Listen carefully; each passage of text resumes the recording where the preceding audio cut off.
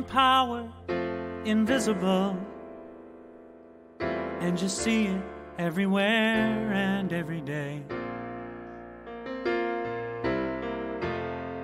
One power, indescribable, and just speak of it with every word you say. Mysterious until you know the truth. As simple as the love inside of you.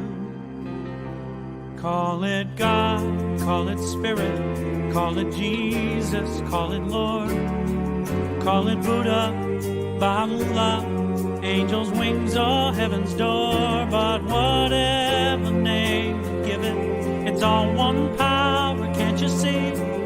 It's the power of the love in you and me. One power, one power.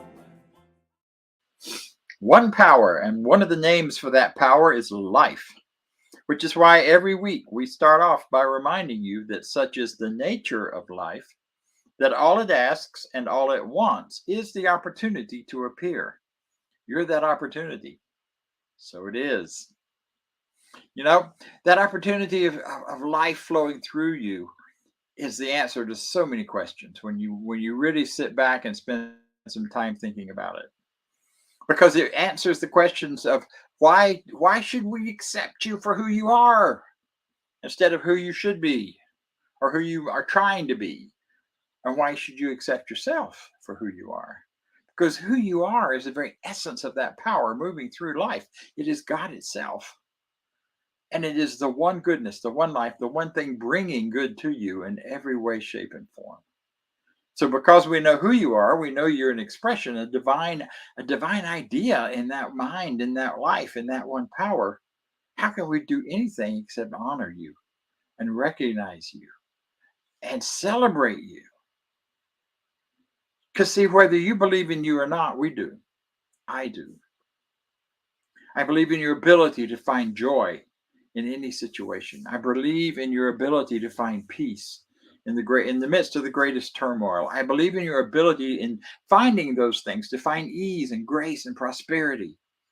And finding those things within you and expressing them on the outside, you're able to make huge change in the world. Just from your meditation chair, if nowhere else. So that kind of power, that kind of goodness that's flowing through you is omnipotent. It means it's all powerful. It's all knowing, which means it knows everything. The wisdom of the universe is available to you.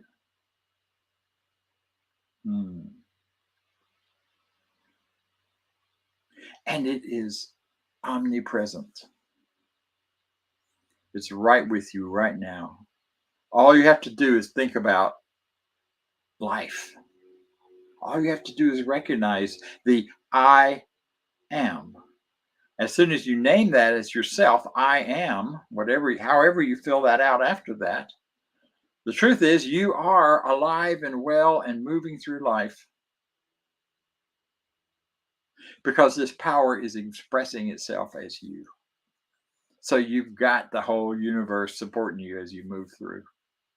So we welcome you to our center. This is a place where you can expand that idea, grow those ideas, and learn how to live with that as your central focus, your central motto. That's why the first step in treatment is declaring what is. What is that God is all there is. The second step is you're it.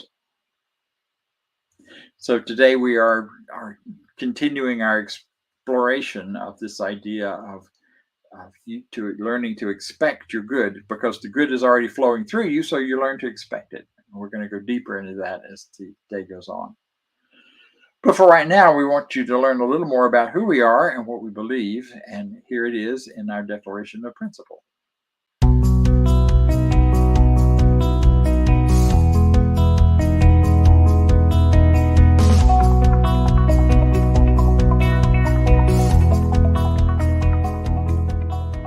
I believe in one God, one absolute power and first cause to all things. I believe that this power is perfect love. And creates out of a desire to express love. I believe all thought is creative, and how I choose to think creates my personal experience. I believe in the unity of all life and the immortality of the individual soul, forever unfolding. I believe in the eternal goodness, the eternal goodness of God, the eternal loving kindness, and the eternal givingness of God to all. And so it is. And so it is. And so it is. And so it is. So those are some of what we believe. The full Declaration of Principle, which is much longer than that, is available on our website. You can take a look at that. And one of the ways we present that is not as a dogma so much as it is an opportunity to look at it and decide, is this something that I believe or want to believe or might change or affect my life if I did believe it? So take some time with it at some point and spend some time thinking about it, because it's what you're thinking about and where you're putting your focus that matters. So today we have a delight to have one of our practitioners with us to share some words on the Word and to bring a spiritual mind treatment, which is an affirmative prayer. And so I will give you Lee Huffman. He's also our president. Thank you, Reverend Deen. It is wonderful to be here again. And as Bob said, the spiritual mind treatment is simply an affirmative prayer. It is a statement of an affirmative statement, a positive statement of what really is. And there are lots of prayers like this in the Bible and in other texts. So I want to read some of the things that Ernest Holmes said in the textbook. And it is really important to understand that we are powerful, because we, as Bob said, God is omnipresent, which means God is within each of us, and God is part of each of us. So in the textbook on page 211, he talks about the power of the word. And let me just read it here. Be specific in treating. So when you're doing your spiritual mind treatment, be specific in your prayer. Be direct and definite in your mental work, because that's what it is. It's a mind treatment. You're dealing with intelligence, so deal with it intelligently. Treatment must realize that the patient, if I'm treating myself, I am perfect. If I'm treating with someone else, they are perfect. We must recognize that the word has power. All of the major philosophies and faiths say that in the beginning was God. In the beginning was the Word, and that the Word is powerful, as Reverend Deen was talking earlier. It was all in the beginning, and it created out of love. Now I've lost my place. The patient is perfect. The Word is power, and you must know that it breaks down every man-made law and cast it out. So it is above all things. That it is the law of harmony and the recognition and presence of good. That itself, within itself, is unbounded and equipped with the power to execute itself. And it must know that it does this. It must know that there is nothing that can change it, that there is no belief which can hinder it, that it cannot be reversed, misplaced, mislaid, neutralized, or destroyed by any opposition. That is the power of the word. That it does the thing it is supposed to do. Treatment does the thing that it is supposed to do. And it must know that it is continuous and unremitting and will operate until it does what it is supposed to do. Jesus, the Master, said, "Heaven and earth shall pass away, but my words shall not pass away at all." And Isaiah understood something of the same sort when he said, "So shall my word be that goeth forth out of my mouth, it shall not return unto me void." So when we do treatment, our words do not come back to us void. They go out into the universe, and the universe says yes to everything that we say. So we need to be very direct, very impeccable with our words. So this is what the textbook says. One of the places that talks about treatment and how important it is, And there's another talk. I had a talk with a minister last week, and he said that treatment, we have to be careful of our words. Even if we're not thinking about treating, we are speaking words into the universe. So words are powerful, and we can say good things. So let's have a spiritual mind treatment, and let's understand that we have the power in our words that the universe has, and it is free and available to us. So take a deep breath and let's relax a bit, and we're going to go into an affirmative prayer. And know this with me, if you will. I know that there is one God, one Creator. It is called by many names. I choose to call it the Word. It created everything out of love. It created everything out of itself. It created everything out of its spoken word. I am one with Source. I am one because I was created by Source. All thought is creative.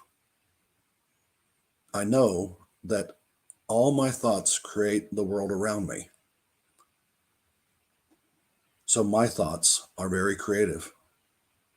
And I have to be careful of my thoughts, so I am. And the power of the Source creates through me, and I create through it. The power of this world is no match for Source, because this world was created by Source. When I see the truth, I see perfection. I know that the Source sees only perfection. In every aspect of my life, I see what is perfect, and that it is going that way because it is already that way. Everything else is an illusion. In my health, I see perfection. In my relationships, I see perfection. In my finances, my family, my friendships, and more, I see only perfection in everything, and I know that that is what Source has for me. So we create it together. I attract it to me through my thoughts, through my words. Nothing can keep me from the perfection in my life because I see it and it manifests. My thought is creative, and I remind myself daily to think. No, I remind myself daily to know that perfection is mine. It is in this, my life gets better every moment of every day. All that I deserve and desire becomes mine through the Spirit of Source. I know that it is true, and I receive it. I bring perfection to me, and I see it in my life. And I see it for those I work with and those within the sound of my voice. So these words do not escape my lips, and return to me void. They come back with power. So together we say, and so it is. The song coming up is a good song to go with this talk, and it's called Kind Words.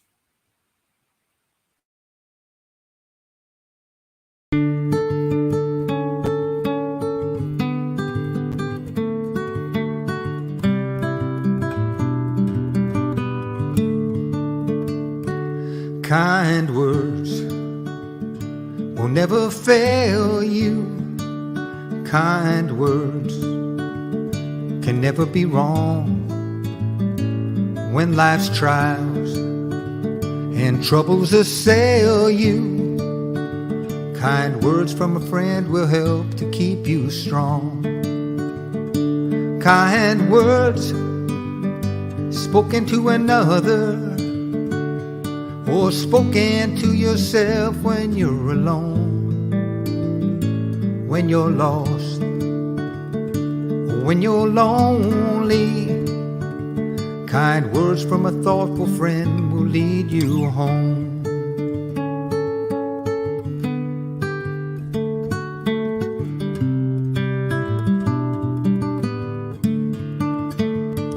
An open heart will always serve you. An open heart is a tool for peace. So just let go what may disturb you, and all the cares that bind you will release. An open heart is like a flower, letting in the warm and golden sun. Let it shine, let it fill you, when you open up your heart to everyone. Kind words spoken to another, or speak them to yourself when you're alone, when you're lost, or when you're lonely. Kind words from an open heart will lead you home. Kind words from an open heart will lead you home.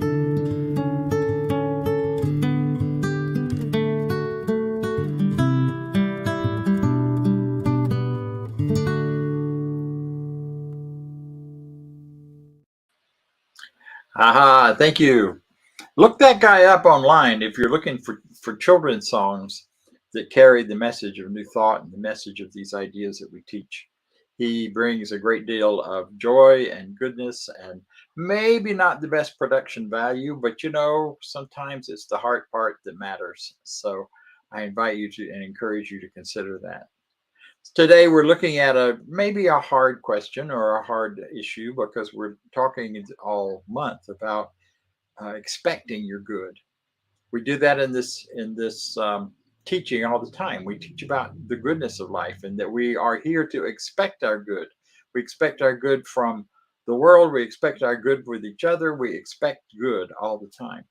If we didn't, we wouldn't be so upset and disappointed by things that aren't what we think of as good that are in the world.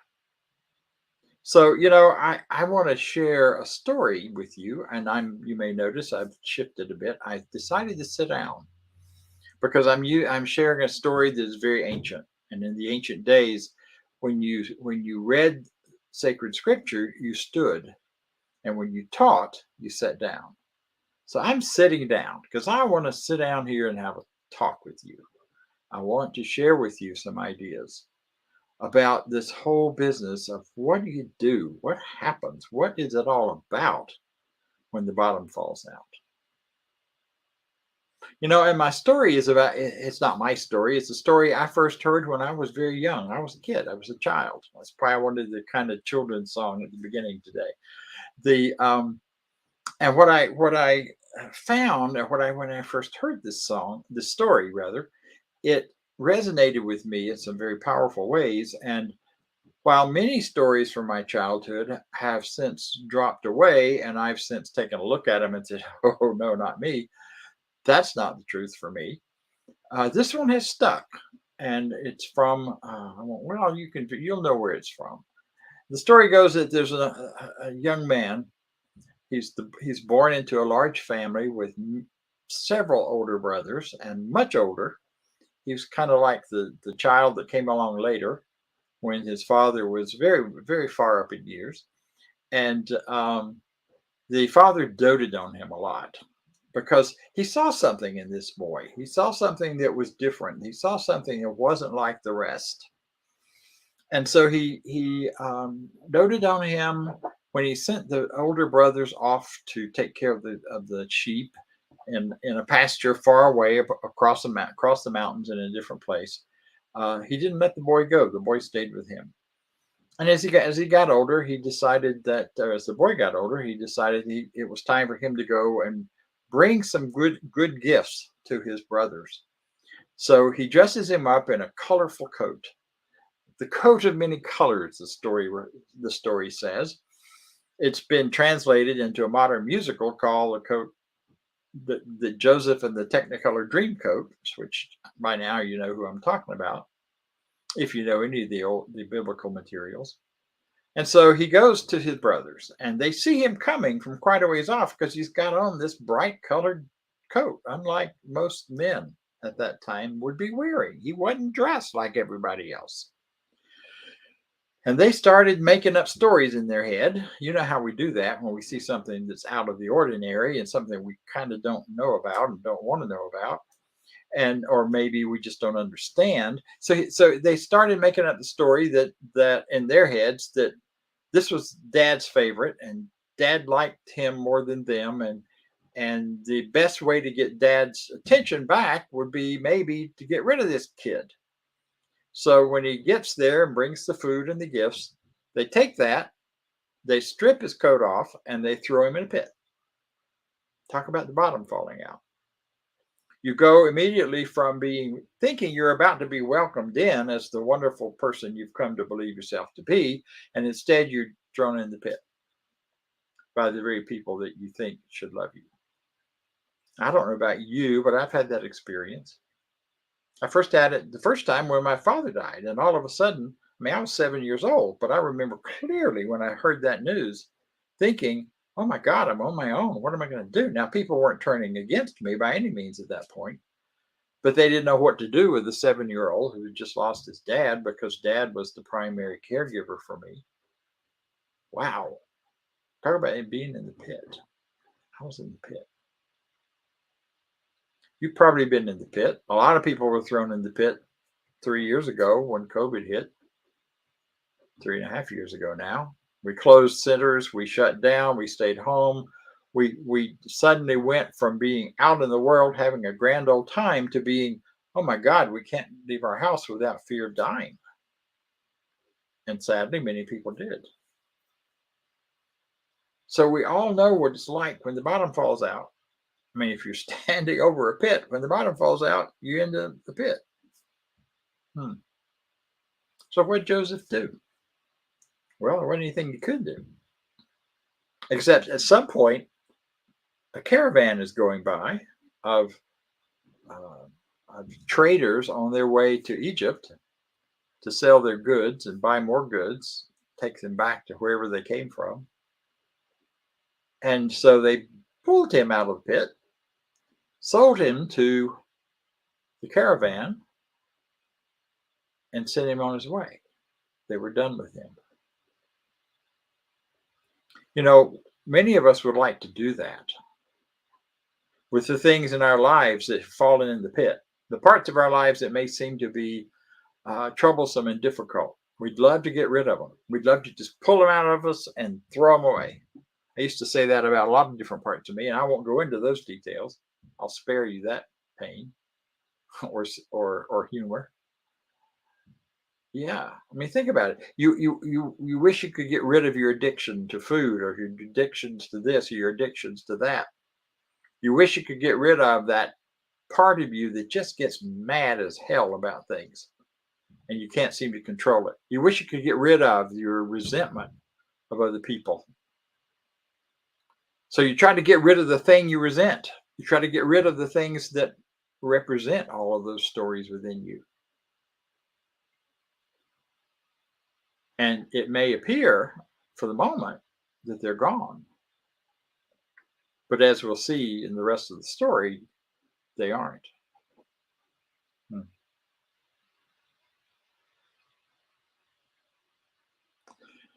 So how do you get out of the pit yourself if you don't have anyone to pull you out? I have several thoughts about that. One of them is from a talk I heard years ago at our gathering at Asilomar, ours being Center for Spiritual Living. And I heard a minister say, you know, sometimes, actually it was Carol Carnes, you can't get out of the pit. You can't get out of it. If you fall in a well and you just can't get out and you feel like you're surrounded by walls that keep you from growing and growing and doing what you want to do because you're drowning in this well, instead of trying to climb out and claw your way out of the well, sometimes the best thing to do is to dive deep. Dive deep into the well. Dive deep into that which seems to be the problem, seems to be the limit, seems to be the thing holding you back. And she went on to say that, you know, it seems that the very best thing that happens with that is that you'll find at the bottom of the well, if you explore it deeply enough, you'll find at the bottom of the well a trap door that leads you out into the light. I know that's true for addictions. I know you never cure it by pretending it's not there, by trying to push it aside. You never heal from an addictive process without diving into the depth of it and owning and speaking about and thinking about and yes, praying about what it means, writing about. I was early in this teaching when I began to remember some early childhood horrors. And when I started remembering them, I had them shut off for a long time. But one of the things that this teaching does is it teaches us truth. It invites us into the deeper truth of who we are. Well, I can no longer ignore those parts of me that were the truth of my experience. And it took some sorting out to discover they weren't the truth of who I am. But I had to dive deeply into them. I had to dig down in the bottom of that pit and look at it and admit it and own it and recognize the things that had happened and the people that were involved. I had to do a lot of forgiveness work. I turned to Louise Hay to work with the forgiveness parts. I turned to others within our teaching. I hung on to the work of Ernest Holmes with the idea that there's one power. That power is for good, and that power is within me and within each of us. Therefore, it is always available. So no matter how dark things may have seemed, and they got pretty dark for a while, no matter how deeply I might go into the pain of all of that, I would never be left there or stuck there because there was something else alive and well in me. And as I began to remember and work with these things as they came to mind, I called them furballs at the time. It was like things would pop up and start showing up in my life, and I couldn't cough them out, and I couldn't get rid of them, and I couldn't make them go away. But as I began to really take a look at each one, when it showed up, I wasn't forcing anything. It disappeared. Now, I know I'm being kind of abstract here, but I'm doing that because I suspect within you, you know, if you've been through any kind of traumatic healing, you know what I'm talking about. You know what those furballs are like. And you got to get them up and out and be done with them, and they dissolve and go away. And over time, there were few furballs that ever showed up again around those old issues. Because as you go deeper into it, what happens is you shine the light of consciousness on them, the truth reveals itself, and they dissolve if they are not of the truth.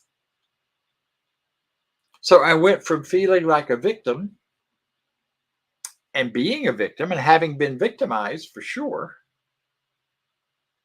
to surviving and being proud that I was a survivor of this, that, and the other. And from there right on into thriving. And then after a while, those things weren't even a part of my story anymore or my self-awareness. So getting out of the pit often means diving deep into it and facing what's in that pit with you.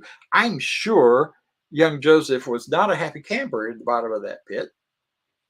We don't have any record of what he thought about and what he talked about or how he processed. But if he knew anything about who he was, I'm sure he brought all that into question. I'm the special one. Why am I in the pit? You ever have that moment?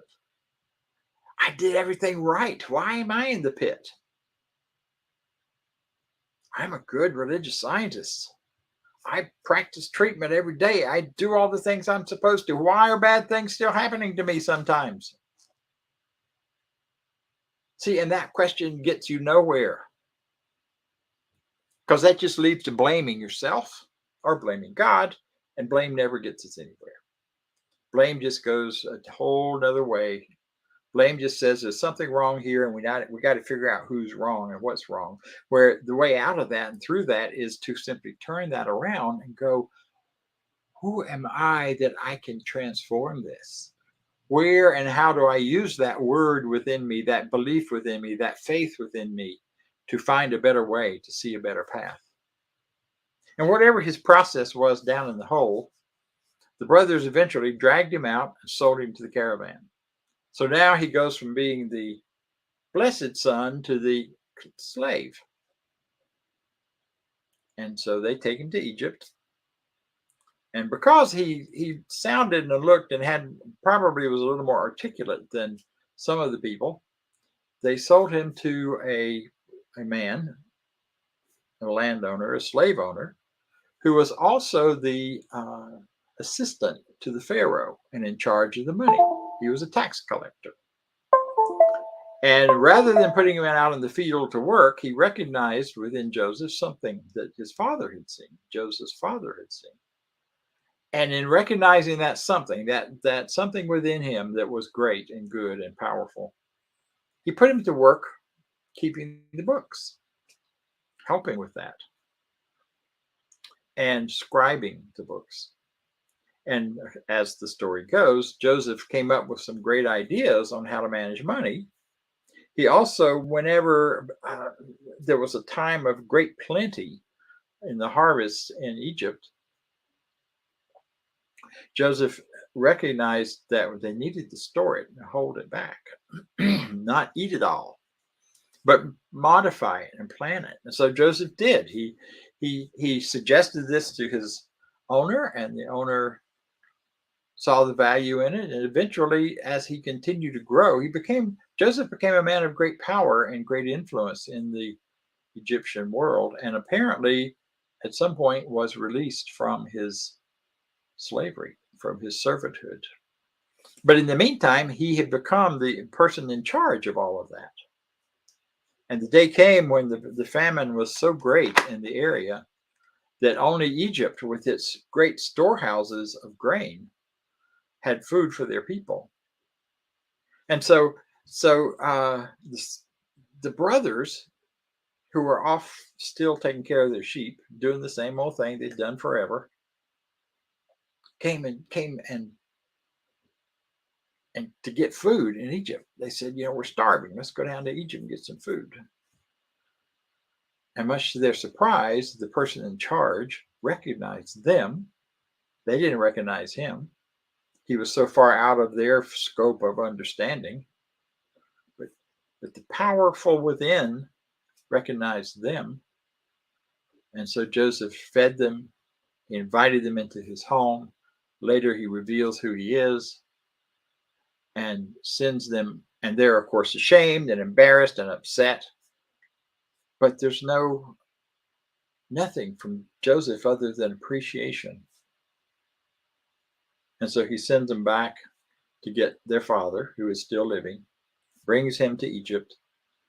And I don't know if they all live happily ever after or not, but the story sort of wraps up there. And see, there's a whole lot in this story for us as New Thought folks and folks who know the truth about what life is really about, right? What the truth as we understand it. That there's one power, that power lives within each of us, that it expresses as each of us. See, who you really are and what you really are about only gets refined and brought forward through the bottom falling out of any part of your life. It is not a matter of you being punished. It's not a matter of there being something wrong with you. It's not even a matter of your crazy thinking, if that's what you want to go with that. What's in your consciousness? It's a matter of allowing yourself to be refined, and your thinking and your truth and your faith to be refined. I was reading some articles on Medium yesterday, and I read about a young man who laid out like three secrets to living a good life, 3 hobbies you should have. And the first one was about the hobby of clarifying the truth and clarifying what you believe and clarifying your mind. And he said he came to that because he had grown up with extensive anxiety. And the anxiety motivated him to find solutions other than just going to a doctor and getting treated, although he did that too, apparently. But as he grew into adulthood, he took charge of what was happening, of what was in the pit of his anxiety. And he began to work with it. And he created a life of ease and joy and freedom for himself as a result of what he learned about himself from the anxiety. Think about that. See, who Joseph truly was did not ever get dimmed by his experiences. I mean, there's some other parts of the story. We're not going into all that. But what remains true from the beginning to the end is he's recognized as someone unique and someone special. And all the way through the story, that keeps showing up again. It cannot be hidden. There's another thing in the I think it's the New Testament that talks about don't hide your light under a bushel. You can't, folks. You can't. You can try. Who you are shines through no matter what. And especially when you use your gifts. And by gifts, I mean those things in you that are automatic. That are just what you do because you do it because it's fun, not because it's easy or you've struggled to make it happen or you're trying to become the great or whatever that you want to become, but because this is who you are naturally. Just be it and do it. And you'd be amazed when you're doing that how effortless it may feel and how recognized it is by the world around you. People love recognition and recognizing the goodness in other people. They may not say that, what you may get is the competition and all those other crazy things that happen in the world. But the truth is, underneath it all, it's all about the joy of recognizing someone's good, someone's power, someone's love, someone's ability to create. I experienced that during a period of time where I went wandering in the wilderness. I had time off. I was between centers, and I wanted to take some time off, so I did my walkabout, as I call it, in 1999 into 2000. And in 2000, I found myself stranded at the Grand Canyon. Well, not a bad place to be stranded, except if you don't have any money. I didn't have enough money to buy a permit to go down in the canyon and hike. So there happened to be guys behind me in the line that said, well, you know what? You've got a campsite, right? I said, yep. Well, we can't get a campsite because there are you. So will you share your campsite with us and we'll share our ticket with you? And I'm like, perfect. So we went and we did that. And we had a great time. And I figured out when I came back from the hike that I could be stuck there, but what would I do in that hole? I thought, well, it's spring. They're hiring for the summer. Maybe they have a spot for me. So I went in and talked with the person doing the hiring, and she laughed when she heard about my credentials. And she's like, we got PhDs cleaning toilets here. I said, well, I'd rather not clean toilets, but what have you got? And she said, well, you're pretty personable. How about being the welcome person at the desk for bringing people into the steakhouse?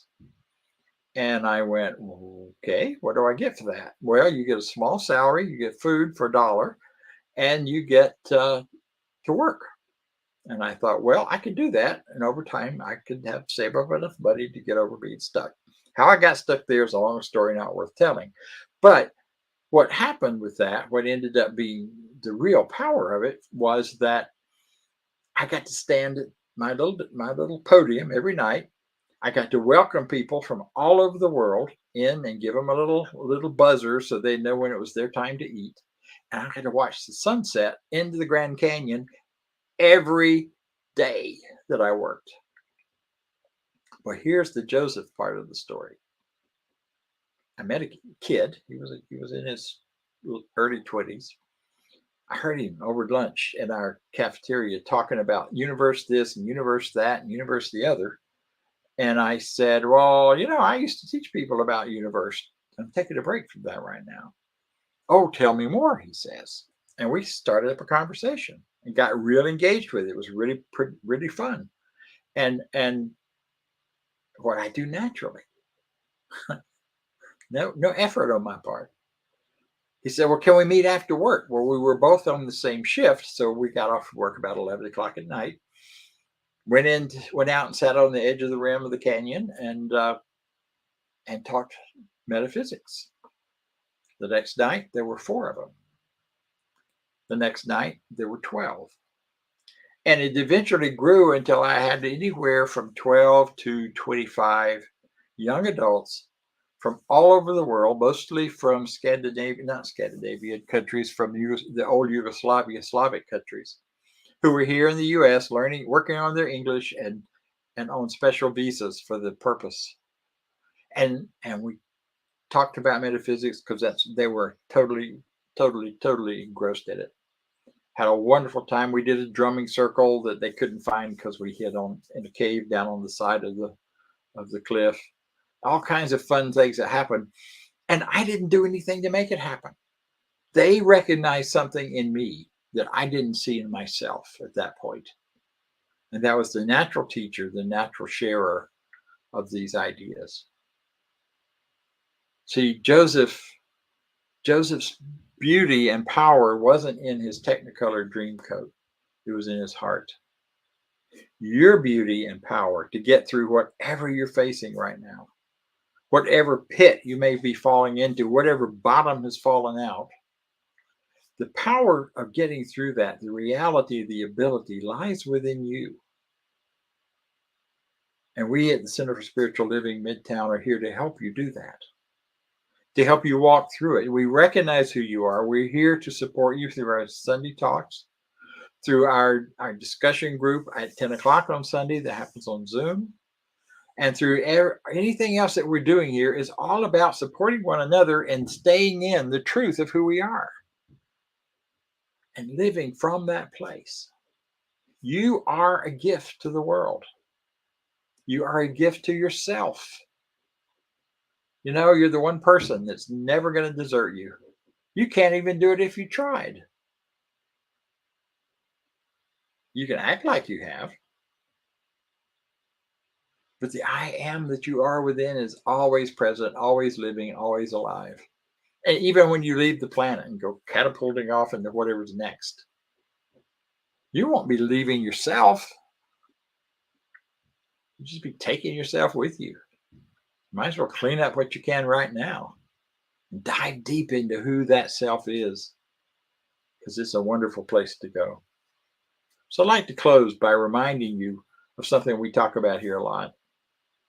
And that is that there's a powerful good in the universe greater than you are, and you can use it. And how do we use it? We use it by training our minds. We use it by shifting what we believe about ourselves and about the world, and turning it into something that matches up with the truth. But there's another piece of that, and that is that there's a powerful good in the universe greater than you are, and it is using you right now. It is moving through you with every breath you breathe, with every thought you think. God itself, life itself, is showing up as you. And that cannot be stopped. And it's not showing up to make you miserable or showing up to try to make you do stuff you don't want to do. I used to think if you followed God, you had to do stuff you didn't want to do. I don't believe that anymore. It's about following your greatest loves, your greatest passions, your greatest truth. And that's what I'm inviting you to. Because you are wonderful. So am I. And so it is. Thank you. Now, let's hear from Vance. You hit a bump in the road, keep driving. Keep your car on course. Don't let anything slow you down. You're an unstoppable force. When the wind starts blowing you side to side, stay on that straight line. You hit a bump in the road, keep driving, and you'll get there just fine. We all have problems. We all have woes. We're gonna lose sometimes. That's the way it goes. Sometimes we're laughing, sometimes we're crying, but all that matters is we keep on trying. If you hit a bump in the road, keep driving. Keep your car on course. Don't let anything slow you down. You're an unstoppable force. When the wind starts blowing you side to side, stay on that straight line. You hit a bump in the road, keep driving, and you'll get there just fine. You hit a bump in the road, keep driving, and you'll get there just fine. Thanks, Dr. Bob, and that wonderful little jingle there. If you hit a bump in the road, keep on driving, keep on going. That's what Dr. Bob's talk was about. Being authentic to yourself. And so now we have the opportunity to take these gifts that we've been given and share our prosperity with the center. If you're spiritually fed, this is where I am spiritually fed. And so I give back into that, knowing this. So you can give online at cslmidtown.org/donate or scan the QR code. It'll take you right to the site to do the donations. And if you will, say our affirmation of prosperity with me. I live in a universe of abundance. As I freely and joyfully give, I join in the divine flow, and all that I share with life returns to me multiplied abundantly. And so it is. And now, special announcement from our board president, Lee Huffman. Hey, thank you, Vance. This will be quick. Just an update on the transition. This is our friend and spiritual leader, Reverend Bob Deen's last month with us before he retires from the center. And we all continue to wish him well. And we have an amazing team of people that are working together to ensure that the center moves forward, and it is going to move forward. We have some great speakers lined up. We have some great activities lined up for the year end. And first off, I just want to thank all the members of the team. And I want to thank all of you for the ongoing giving and support. We have had some technical difficulties, and hopefully we'll get those worked out this week with my email, president@cslmidtown.com. And we're still working on that because my time has been tight more than anything else. But we have a team looking at looking for a new minister, and we're rolling that out. We are working with CSL Global Office out in Colorado on that, and some people here in the Southeast. We are also talking to a lot of people to come, speakers to come, and I think it's going to be exciting for the rest of this year and on into next year to do that. So I just want to ask all of you to continue treating for the center and continue. Let's try it again. Continue treating for the center and continue giving your donations to the center. as we move forward. And I want to point people once again to the donation site, cslmidtown.org, cslmidtown.org/donate. Make sure I have that right. Vance, you can correct it if I need to. And on that, there's also a special offering that we can give to Reverend Deen to show our appreciation for him. And so there are 3 ways to give there. 2 go directly into the general fund of the center. The other one goes into the general fund, but is designated for Reverend Deen. So that's the update. And I won't be doing this every week because there's a lot of work going on, but it'd just be repetitive. But we love you all. We appreciate your support. And we appreciate everything that everybody's doing for the ongoing future of the center. And I'm complete. Back to Bob or Vance. Hello, welcome back. Yes, and thank you, Lee. That's an accurate, quick, and up-to-date report. A lot of people are stepping up to keep CSL Midtown not only afloat, but to move it forward in its growth into the next chapter as it's being created and designed. It's almost like flying the plane while you're putting the wheels on it or putting the wings on it. They are doing a great job. And I am pleased and happy to have had a part in this center up until now. So I'd like to remind you then that next Sunday, the talk will be by Reverend Cynthia Paulson. She will be continuing our theme of expect your good. Let's look then at our closing affirmation. As we leave here, I leave this place now knowing something better than I knew before. I go forth into the world with a heart full of love and a mind full of good sense. I look at the world in a greater way, knowing that I have within me everything I need to create the life I desire.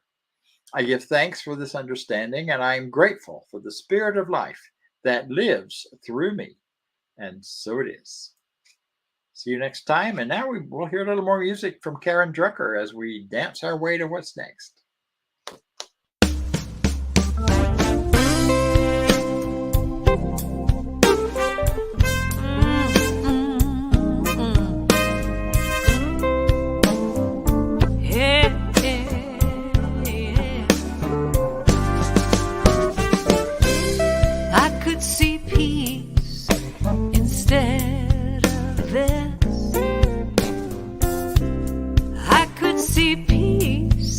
Instead of this, I could see peace.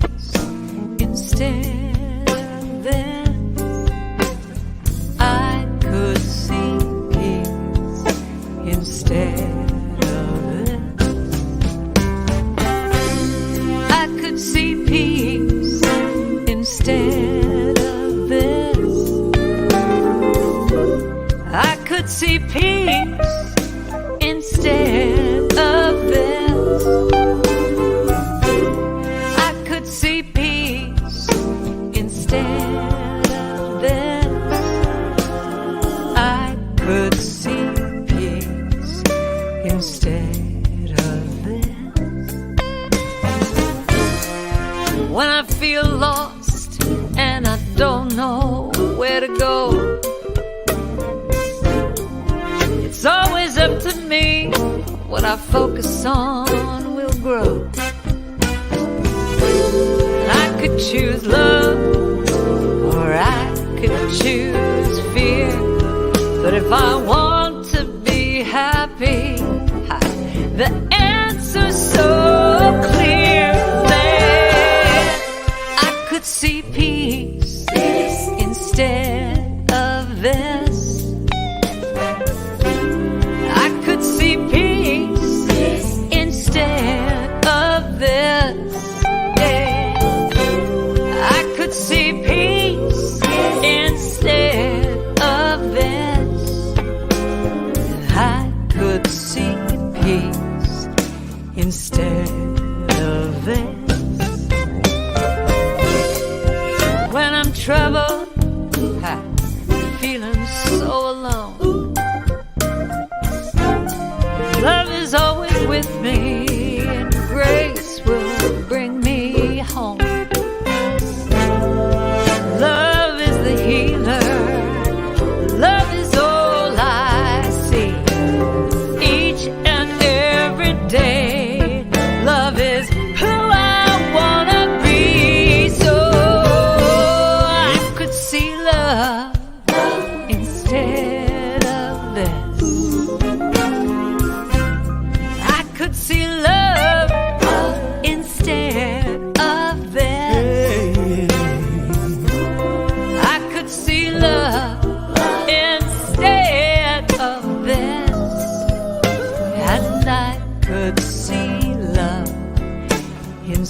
of this.